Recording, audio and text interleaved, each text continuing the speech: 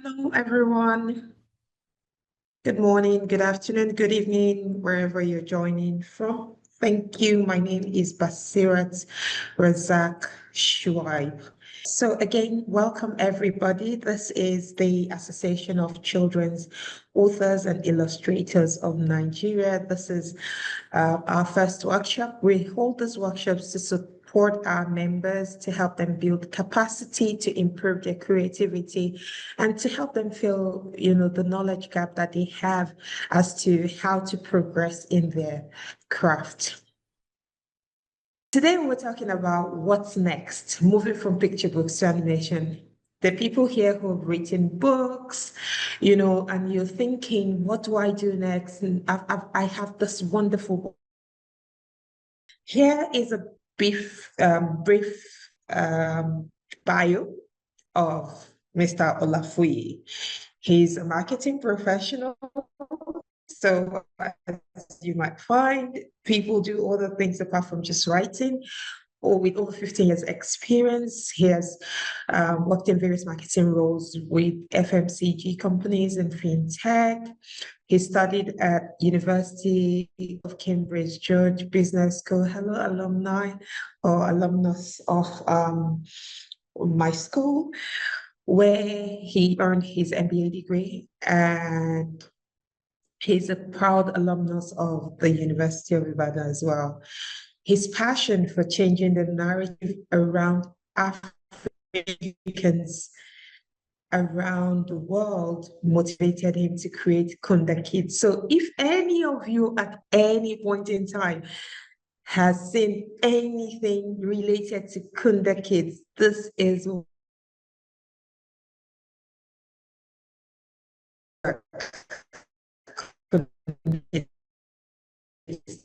that organization. Kunda Kids through books, songs, animations, and games. He has authored many best-selling children's books and is the creator of the popular children's preschool animated series on YouTube, Kunda and Friends. So you can see his profile, like who else would we rather have talking to us about this topic than Mr. Dele Olafuyi? Mr. Olafuyi, over to you. Thank you very much. My name is Dele Olafuyi. You've introduced me so well. I'm co-founder and CEO of Kunda Kids. And for those that don't know Kunda Kids, we're an edtech and media company. We tell children stories that represent kids of African heritage. We do this through book. We do this through books, through music, through animations, and we do a lot of really interesting things at Tunde Kids.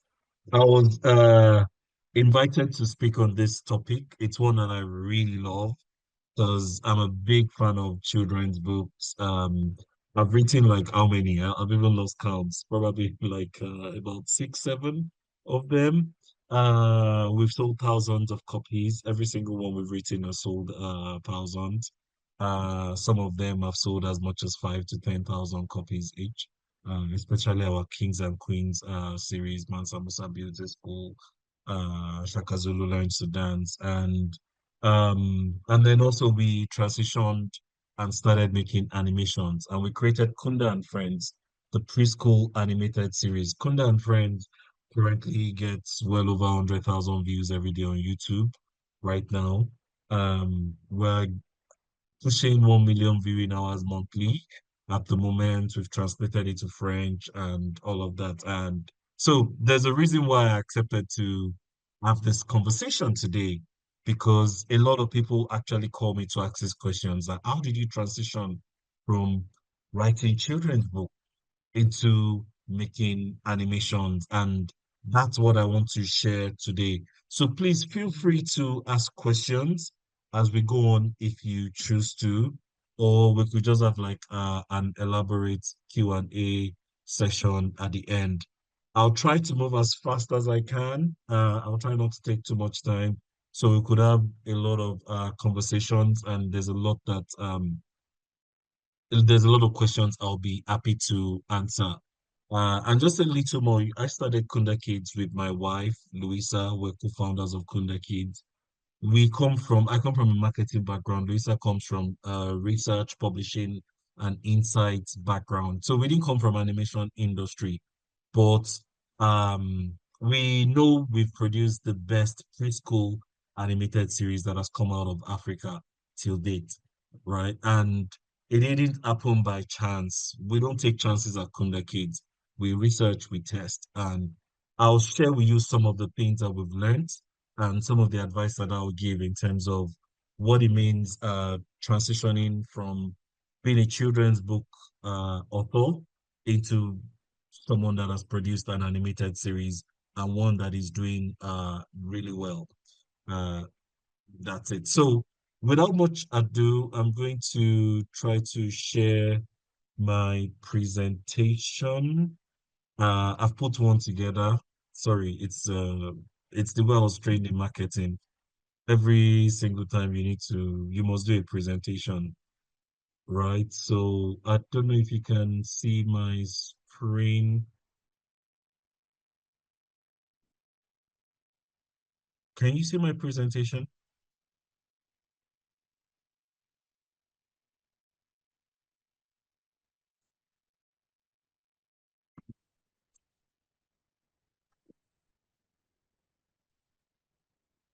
I just checking. Is my screen showing? Am I good? Can everybody see my screen? We Yes, can we see that. can. Mhm. All right, perfect. Thank you very much. Thank you very much. Please, if there's any, every now and then I'll just ask, can you hear me? Just because I'm not seeing people on video. I like doing video calls a lot, but I understand it's evening time and not everybody can come on video. Because we're all going to be in very funny conditions. But yeah, as we go on, I'm just going to ask, can everybody hear me just to be sure the network is good? I'm currently in Kampala, Uganda. Internet is not as good as Lagos, but for some reason it's very good tonight. So when I'm on calls, I always get scared, like, oh my God, has it gone off again? So yeah, we're going to talk about moving from picture books to animations. I'm sure I don't need to define what a picture book is and what animation is because we all on this call are members of the association. But for the purpose of this presentation today, this conversation today, there are just a few things that I wanted to, a few points I want to establish. Number one is all the references I'll be making in this presentation, it's about children's books, children's animations, children's stories.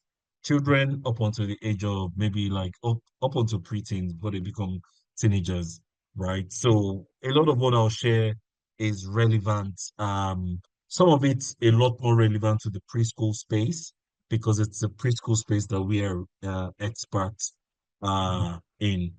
The second point is a lot of the points I'm making today are I've tried to make it really focused to represent children of African heritage, right? Because that is where a lot of us are focusing on. We're not trying to write the next Cinderella or something. For writing the next Cinderella, it's probably a Cinderella that is based somewhere in Nasarawa, right? That is based somewhere in Congo. We're writing stories that represent children of African heritage. So I've tried to make this session relevant within that context. And most importantly, there's quite a few things that I'll be sharing that I believe are some real nuggets. And it's important, you take some notes and let's have a robust conversation at the end.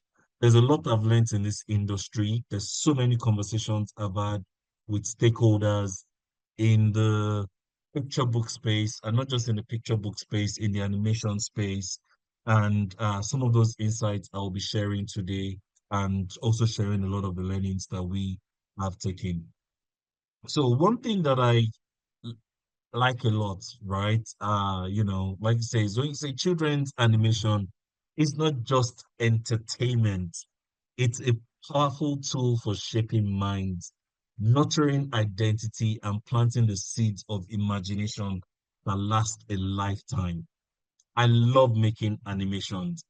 One of the reasons why I love making animations, and this started off by making children's books, but with animations, you can push it because in children's book, the images are still, but animation, they come to life. And when you make animations, it's an opportunity for you to stretch imagination. There's no, when people come to me to ask questions and they share their animated series ideas with me, I'm like, why are you making this as an animation? Why not get actors and act this? It's going to be way cheaper. If you're going to make animations, you need to stretch your imagination. Like, you need to make it next level. How far can you stretch imagination? Alpha, a lot of us remember a lot of the cartoons we watched growing up, right? And that's the power of creating animations.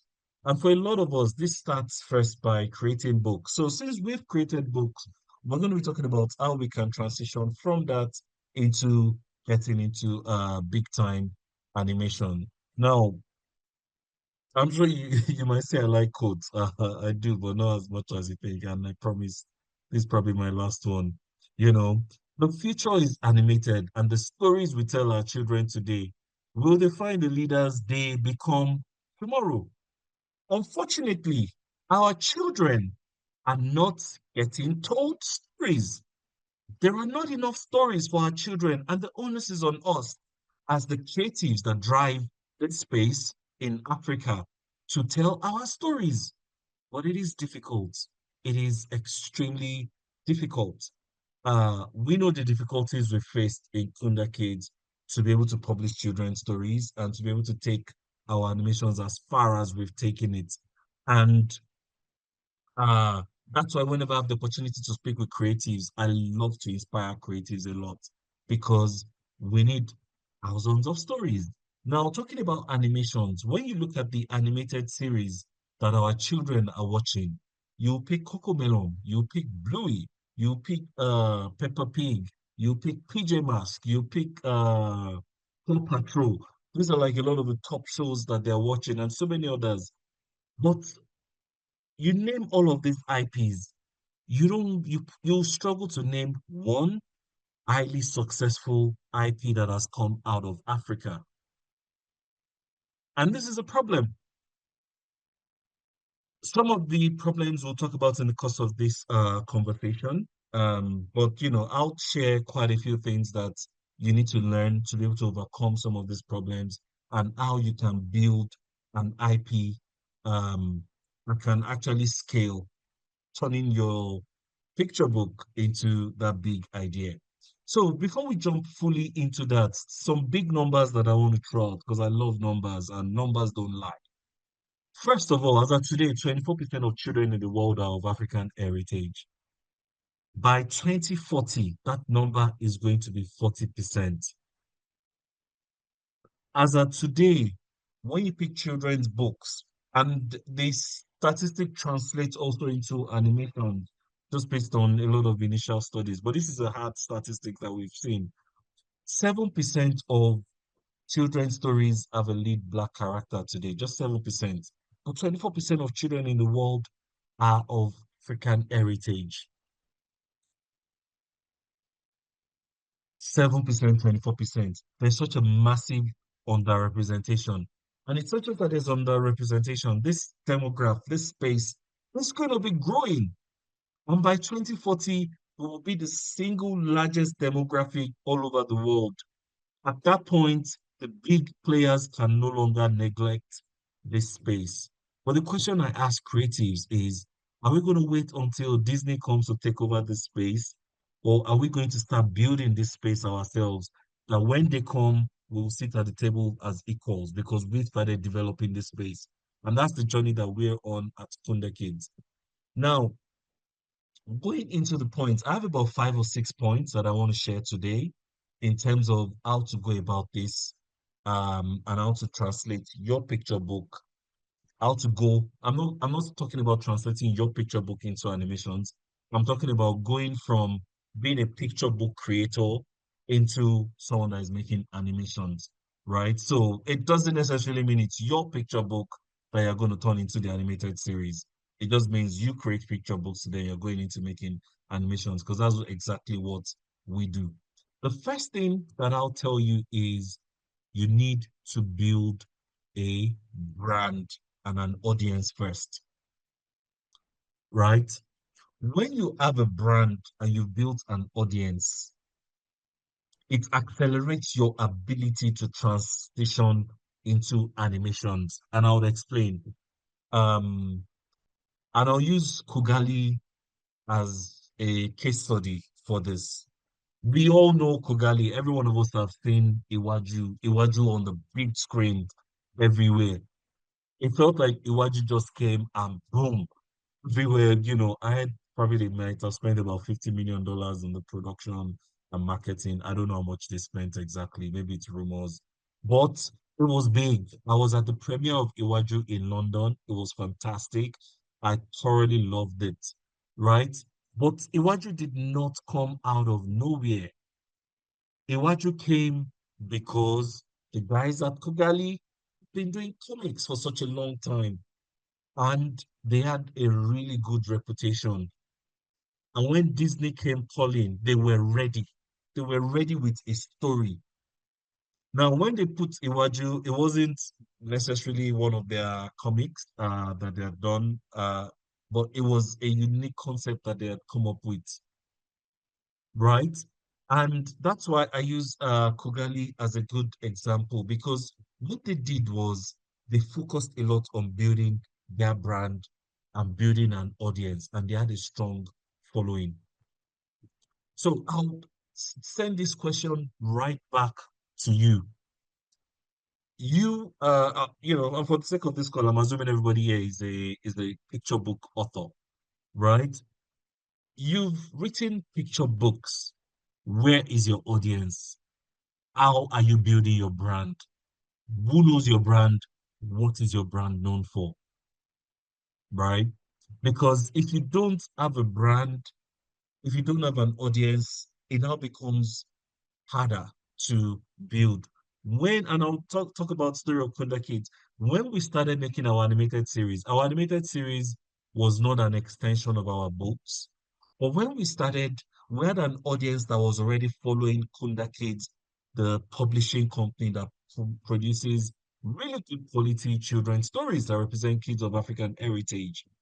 And when we put out our animated series, we did a test within the community first. We gathered all the feedback. We did a private launch in London, and then we put it out to the public. And probably next month, we're going to hit 100,000 subscribers on YouTube. We have 100, over 100,000 viewers per day on YouTube right now. And we're only just getting started. We're only just getting started, but we did not start our animations out of nowhere. And one of the things that a lot of people don't know, we don't talk about this so much at Kunda Kids, is when we wanted to start Kunda Kids, the big idea was always to make animations. We always wanted to make animations. But we knew making animations is very expensive, it's very difficult. You don't have the credibility to just go in and start.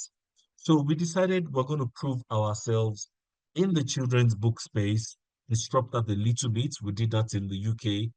And when people saw what we could do, we started looking for funding to produce our animated series and we're able to secure the funding. And now we are growing the animated series, and our goal is to be in every single household. So that's the first thing I'll tell you. You published your books. How are you nurturing your community? Posting on social media and hoping people see it is not nurturing community. Nurturing community is a conversation. How are you building your brand? How are you positioning yourself? If somebody should ask about your book, what would they think about? If you have ambitions to be able to turn it into animations, you need to start building that following and driving that community. That's the first thing that I'll say. My second point, can everybody hear me? I just want to be sure I'm still on track, Yes. right? Can someone just, okay, fantastic, great. And if I'm boring you, let me know so that I can try to crack a joke or something like that, right? So the second point that I want to make is about you finding a unique concept or a gap in the animation space. A lot of people, and I see this with a lot of children's book authors because we offer a publishing as a service at Kunda Kids. Authors come to us that they want to get their books published. And most times we send back their manuscript or, but a lot of times we help them work on it and get them to have a world-class book. Everything we do at Kunda Kids, we always research, and I'll talk about research a little bit because you don't want to put out a product that you like. I feel I need to do this animated series of this guy that his left leg is a stick, and everywhere he goes, that stick plants trees, and that is turned into forest, and the guy is making the whole world green. You might like that idea, but does it resonate with children? Is that what the industry wants? Is that how the industry is moving? And some people make this mistake because they've written such a wonderful picture book and now they want to make animations, but maybe it just doesn't translate well enough. And the first thing that I say is your picture book does not have to be your animated series if you want to make animations. It's nice if it is, right? But you don't need to lock yourself into that mindset. Some people have locked themselves into that mindset and they cannot innovate because their book just doesn't translate well enough into something that can be an animated series. Then, secondly, you need to do your research and understand the space before you even start. You need to understand, is there actually a gap in this market? I want to produce this. Is there an opportunity for your animation idea? These are questions you need to ask yourself. And I'll talk about Kunda and Friends. When we produced Kunda and Friends, it was just one big headache that we had, and which is children of African heritage also deserve a good quality show. And we looked at everybody that was in the market and we're like, please produce at least minimum quality. We know our quality can improve, but we're like, at least let's put something out there that children can be proud of because children are innocent. A child will not tell you, oh, this is the best because just because the characters are black, right? They will watch it and then they go back to their high quality productions.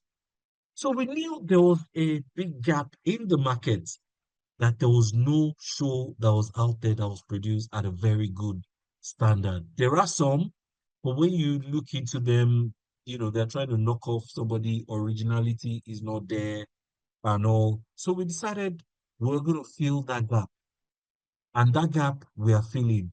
And as a result of what we've done, existing players in that space that had years or maybe a decade to innovate and we're not innovating.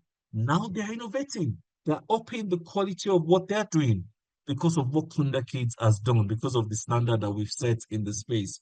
Because if they don't innovate, we will overtake them. Innovation doesn't wait for anybody, right?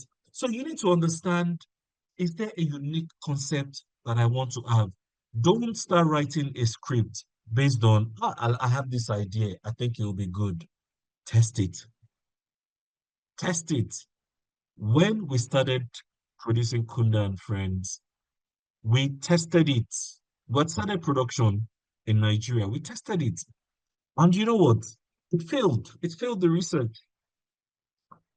And we scrapped everything we had done. Thousands of dollars had gone down, but we scrapped everything. And we went to the studio we currently produce at in Uganda. And it took months before we could start. We had wasted money producing what we did in Nigeria, but we scrapped it because it failed the test. All of our picture books, we test. We run focus groups, and it's an advantage authors enjoy when they work with us at Kunda Kids. We run focus groups and we test because you don't want to put a product out there in the market and people are like, it's just okay. You don't want to do okay. You want to be exceptional, but it's not easy. right? So this is what I'm saying. You need to find a unique gap in the market, and you need to understand how you want to position your show. Now, three, don't be mediocre. I beg you, don't be mediocre. Animation is not children's book. Animation is brutal. It is a really, really, really difficult industry. It looks so nice when it comes out, but for every one successful show you see, there's probably at least another 50 that have failed. Production started and they didn't get to completion. And animation is also expensive. Don't be mediocre. Don't just put something out there and say, as long as they're moving, the characters are moving and they're jiggling, it's okay. It's not okay. And to make it worse, we're now competing with AI. It's not just we're competing with AI. You look at the kind of things people are doing with AI. If you're mediocre, you cannot compete and you cannot produce a winning product, right? So studios are looking for compelling, visually rich, and character-driven stories that can be expanded into series.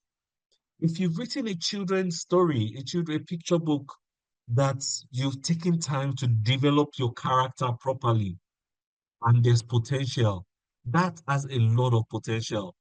That's why it's important to really take time to develop your children's book. I'll give an example. You look at a book like Keke and the Cake Thief, Kunde Kids, or maybe let me not even use the Kunde Kid story. My son has fallen in love with Rocket so much. Rocket from the book series, Look Up, Clean Up, and I think there's Speak Up too. He loves Rocket. But when you read this picture book, Look Up, you find out the character Rocket has been so well developed that you yourself you can start imagining what is Rocket doing tonight. What is so now if someone takes an idea and they want to propose to do an animated series with the character Rocket from Look Up, the studio can already imagine because that character was really well developed in that book. And that's something that you need to take into consideration when you develop your character in your storybooks, right? You need to make sure your book is well thought through. I see people do picture books, I'm not calling anybody else, forgive me if you might be guilty of what I'm about to say. But I see someone write a story for a 4, 5 year old, and it's like 1,000 words. That child will never finish that story. Never is the key word, right?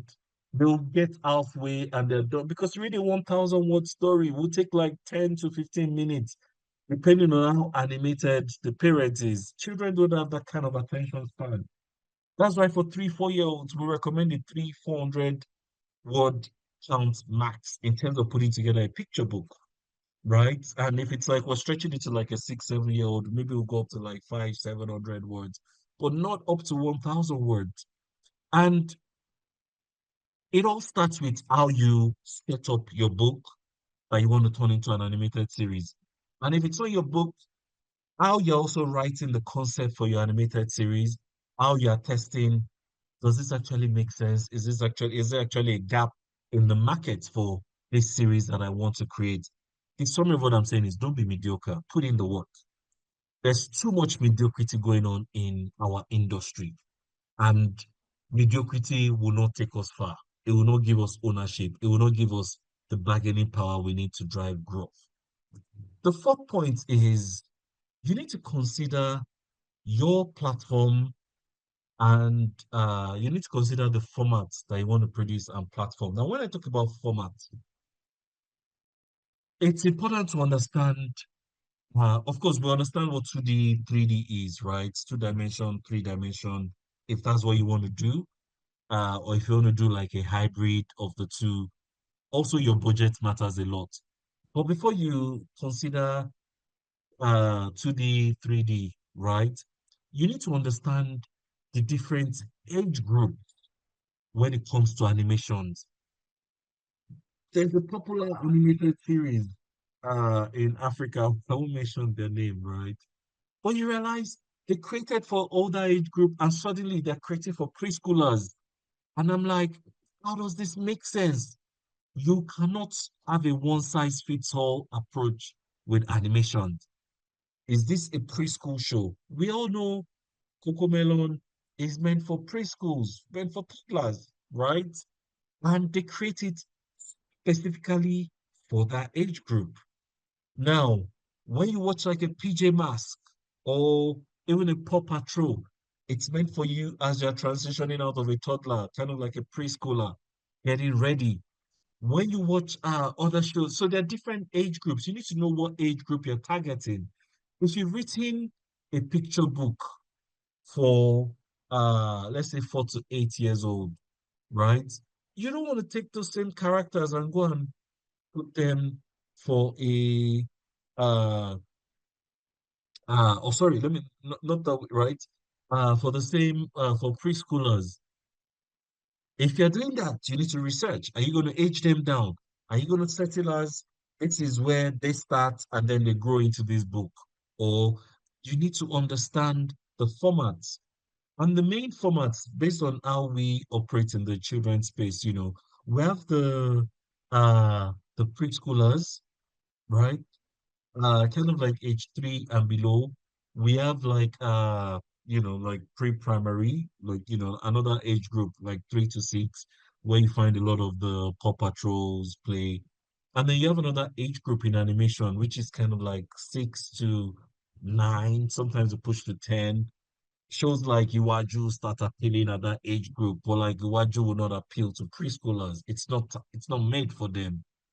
And when you also make shows, there's also about length in terms of formats. Are you doing it? Is it 3 minutes? Is it music led? Is it dialogue led? Is it 8 minutes? Is it 11 minutes? Is it 21 minutes? There's so many factors to consider. Next is you need to know the platform that you want to be on. Say you want to be on Amazon, you need to know what formats they're commissioning. You need to know what it is. Right? A note that I've put here is this. YouTube is still king in children's content. If you want to be successful in children's content, or maybe what your goal is I want to get a big deal from like a Netflix or YouTube or sorry, Netflix, Amazon, or anybody, right? What you need to try to do is try and be successful on YouTube. But a lot of people make mistakes with YouTube because you need to know what works on YouTube. A child can watch the same video every day, 100 straight days.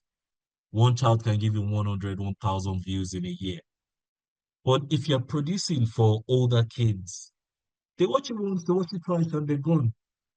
And you're like, I didn't get enough views on this show because you did not create it the right way. And if you're creating for that age group where you know they're going to watch it just once, twice, there's not that repetitive element, then you need to know I need to have a massive audience already. If not, it's going to fail.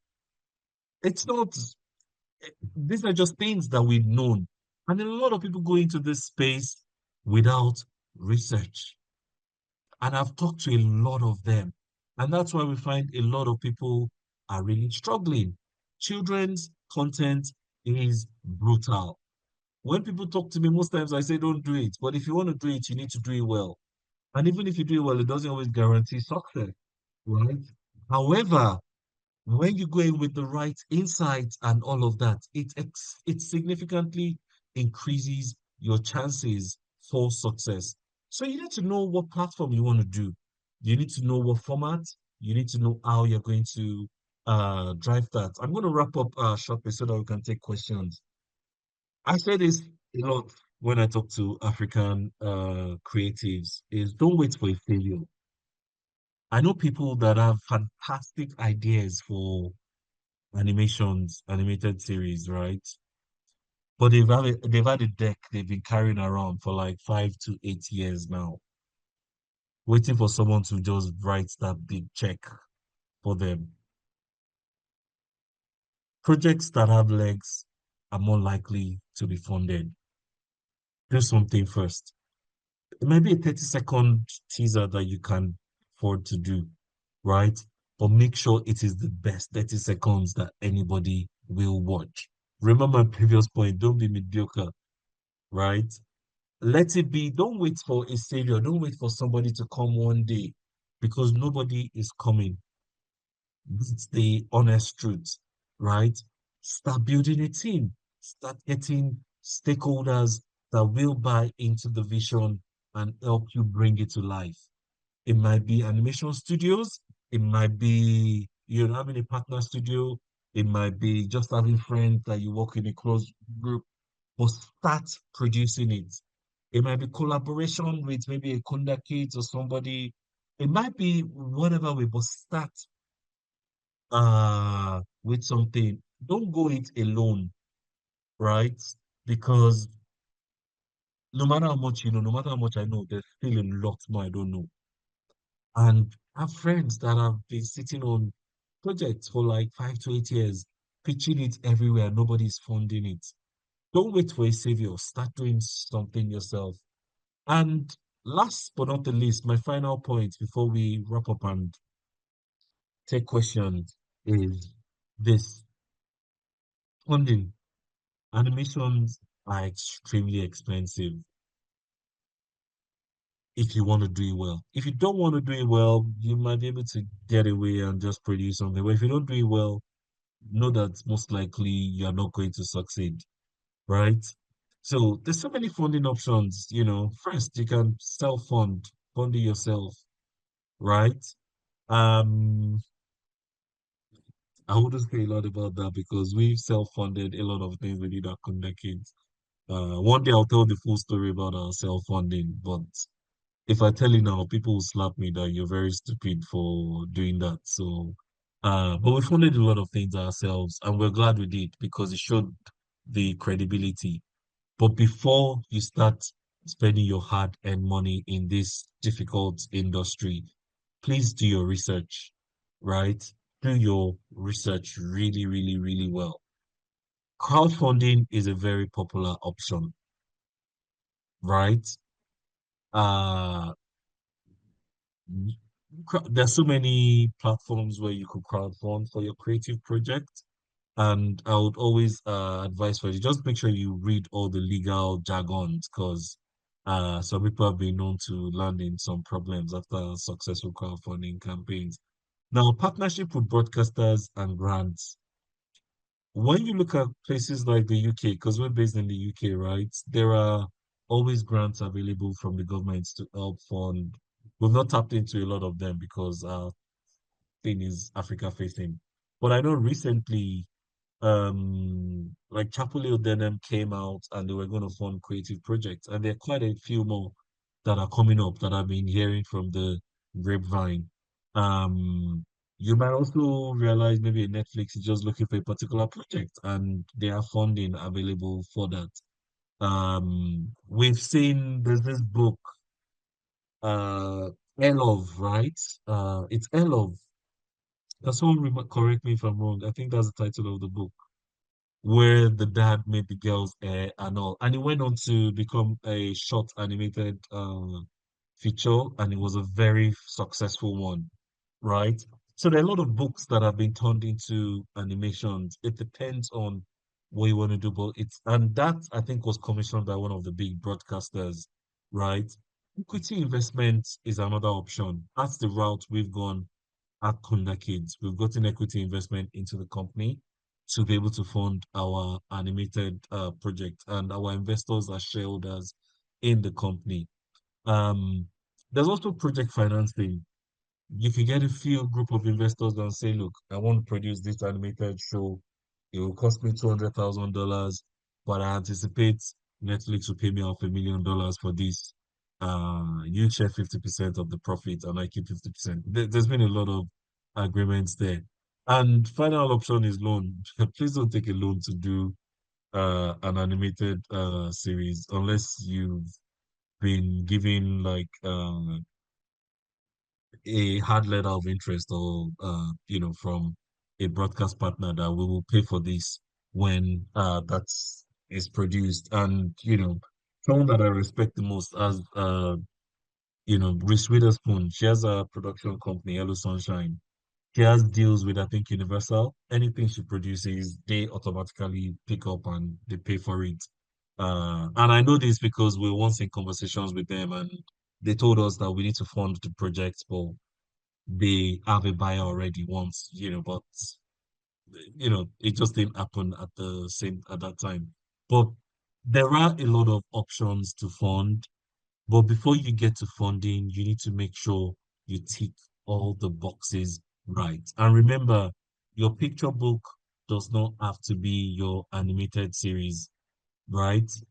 If you've been able to build a successful community from your picture book, you can easily take a lot of these tips and start writing your idea for an animated series. Maybe in the future, I might be able to share how to go about setting up your animated series in terms of putting together a Bible, what do you need, just all of that. But that wasn't within the scope of what I was going to cover today. The scope of what I was going to cover today is just sharing tips in terms of how you can take a lot of what you've learned from making picture books into turning that into animated series. So I hope I've been able to share um, enough nuggets today and a lot of insights into things that we've done that has driven success, transitioning from being just publishers to uh, makers of a successful animated series. And yeah, thank you very much. Thank you, everyone who has joined us today. Thank you, Mr. Olafuyi, for joining us. Just to share that our next session, our next workshop will happen um, in June. No, sorry, in May. We're in April. Our next workshop will happen in May. It's expanding your book reach through government collaborations, and it will be on Wednesday, 28 May 2025. Thank you again to everyone who has joined us. Thank you, Mr. Olafuyi. He has shared his email address. Please reach out to him if you have any, ideas that you're willing to take forward, areas of collaboration. And hopefully when you come around to Nigeria or at some point, we'll be able to all gather around and meet you in person. Thank you so much for joining us today, and enjoy the rest of your evening, everyone. Bye.